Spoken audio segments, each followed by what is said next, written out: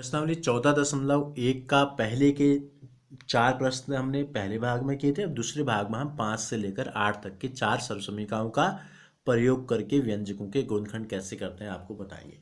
तो देखो, पहला जो हमको दिया है 5वां प्रश्न जो इसमें है यह है 4x² माइनस 8x प्लस 4।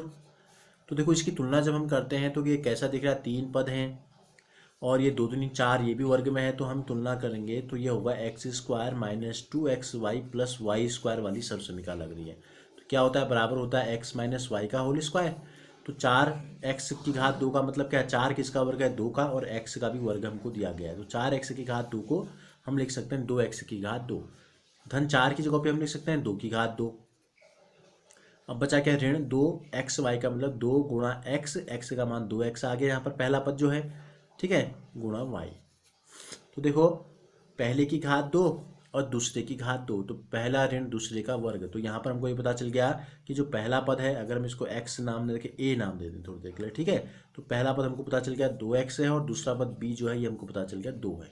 तो क्या होता है, तो ये 4x की घात 2 ऋण 8x धन 4 का जो मान आया, गुणनखंड जो आए, पहली संख्या 2x या पहला पद ऋण दूसरे पद का होल स्क्वायर, तो ये बन गए इसके गुणनखंड। इसी प्रकार छठे को हम देखते हैं 121b² minus 88bc plus 16c²। तो इसमें भी सेम सर्वसमीका लगेगी, ठीक है, ए बी के रूप में यहाँ पर दे दिया है। तो 121 किसका वर्ग होता है, ये होता है 11 की घात 2। वर्ग और वर्गमूल में हमने आपको बताए थे 30 तक की संख्याओं के वर्ग, तो 11 में होता है 121। और 16 किसका वर्ग होता है, 4 का, तो 4c गुणा 4c करेंगे तो आ जाएगा 16c²।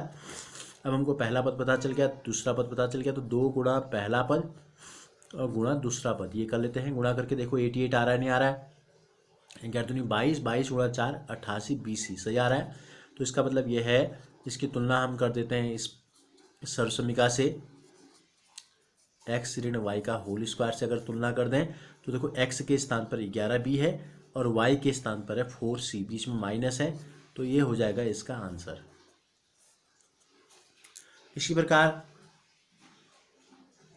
7वें में जो हमको व्यंजक दिया गया है, इसमें पहले दिया है हमको l प्लस m का whole square, l plus m का होल स्क्वायर माइनस 2lm।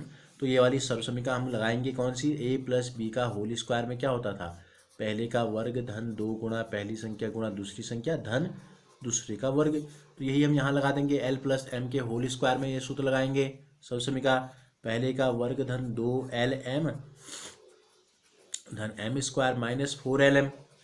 देखो, अब lm lm 2 बार आ गया, तो ये दोनों क्या है, समान पद है, तो आपस में जुड़ जाएंगे या घट जाएंगे। तो धन 2 में ऋण 4 अगर हम जोड़ेंगे तो हमको प्राप्त होगा ऋण 2lm प्लस m²।